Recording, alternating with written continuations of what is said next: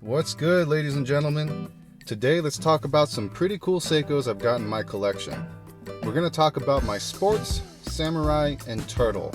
From that alone, you wouldn't think there's anything special about them, but I did some very basic modding to make them unique. What makes them cool is that I've metalized them by swapping out the bezel inserts to give them a very sleek steel style that I've been all about lately. So let's go ahead and talk about the process and then simply enjoy the fruits of my labor. Here we are observing the first victim of my obsession.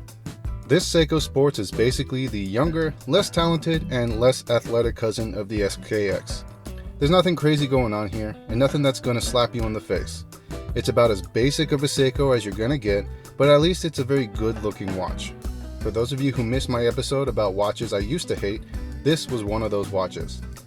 It was way overpriced without having the substance required to back up the price tag, and way too much hype. Anyways, I now love it for what it is, so much so that I'm willing to put money in it to make it even better. So let's check out that process. Right here we've got the Seiko Sports sitting in a cup with a very small amount of petroleum-based solvent. I'm doing this so that way the solvent can break down the adhesive holding the insert to the watch, and then after a couple hours the bezel insert should just fall right off. So as you can see, I was able to remove the bezel insert, and actually it only took me about 3 to 4 hours. I was really impatient. I kept coming up to it and messing around with the bezel, and I noticed that it was loose, so I just went ahead and peeled it right off. So, you know, a lot of videos will tell you wait 24 hours or such, but really just a couple of hours and it should be just fine.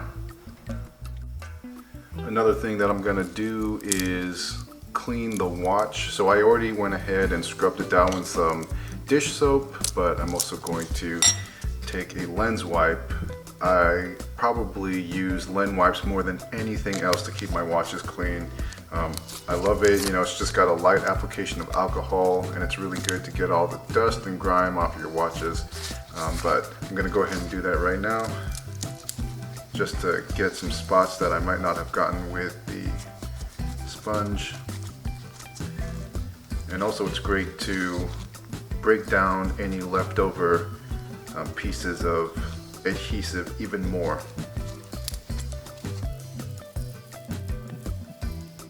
I was so excited for this mod that I forgot to hit record when I installed the new bezel insert, so you missed out on that footage.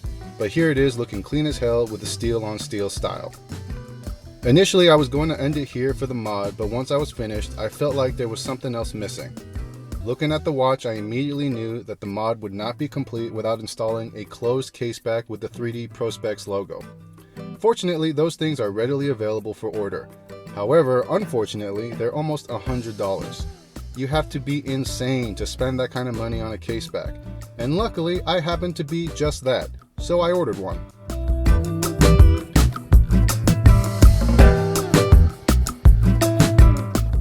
As soon as the caseback arrived, I went to work immediately.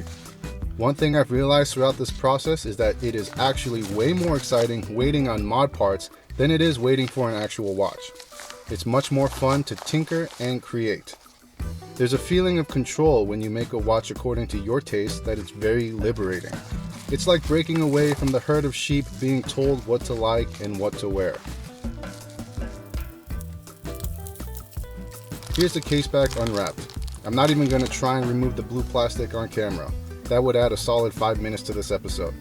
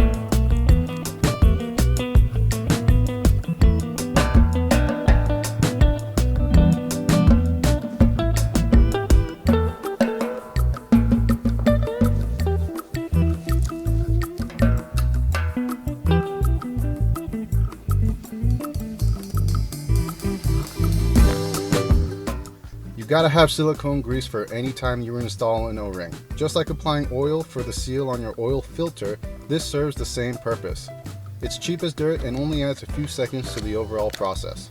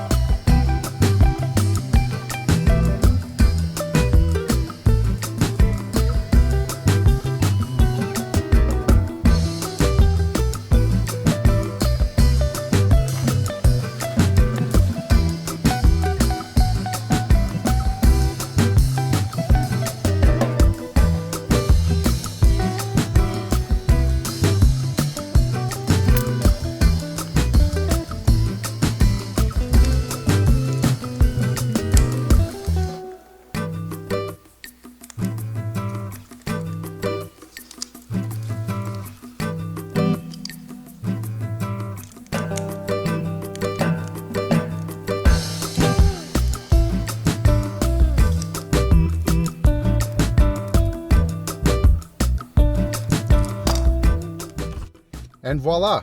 I present to you the Seiko Steel. From top to bottom, I think this super easy mod changes the sports from a lame throwaway to the star of any watch club. Sure, it's no SPB 185 MM200, but I genuinely think it holds its own in the style department. One thing that I prefer on the sports over the SPB 185 is the crown guards. It's more aesthetically pleasing and allows for a better transition from the case to the crown. Plus, this sports still has Seiko jeans, so in my opinion, it's a total win. You get the benefit of an entry-level price tag and also the benefit of a premium-looking style that can really border on luxury. Did I mention how easy this mod is? If you're not willing to fork over the $1,000+ for a Steelmaster, then this is an excellent alternative that I think even Steelmaster owners will envy.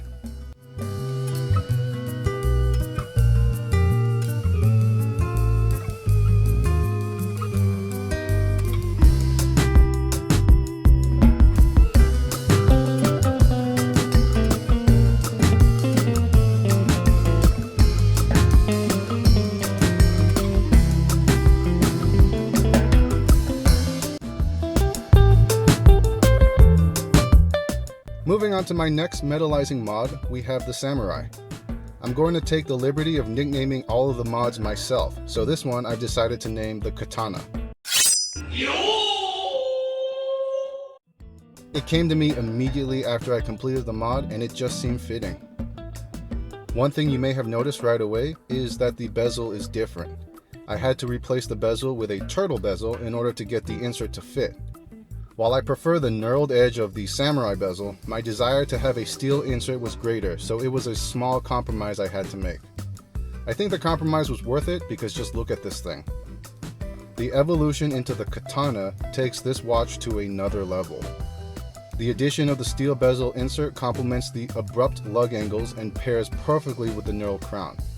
I always felt that the Samurai looked like a professional engineer's watch, and after this mod I feel that way even more so. The grid line design on the dial combined with the steel bezel just scream mechanical engineer. However, I think it's got a versatile look that would fit right in anywhere from a sailor's wrist to the wrist of a venture capitalist in a board meeting.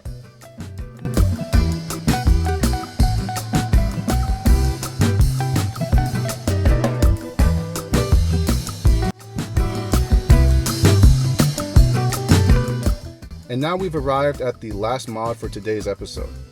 This is what I've decided to call my Mecha turtle. It's the patty version, and admittedly I would have preferred to have done this mod on a standard black dial turtle, but I didn't have one, so I settled with this one. I can confidently say that I was not disappointed with the final result. You know what this watch reminds me of? I'm getting some faint Doxa sub vibes from it, but in a better way, because you have the steel bezel, but the more graceful Seiko styling that is just so right for me. I've always loved the turtle, and now I love it even more. You cannot beat the cushion case shape for everyday wearability.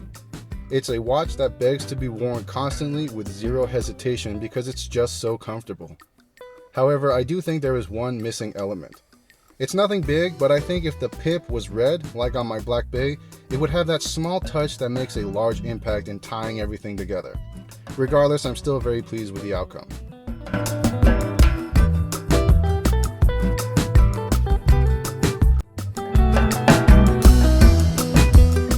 So there you have it. Are you drooling over these mods?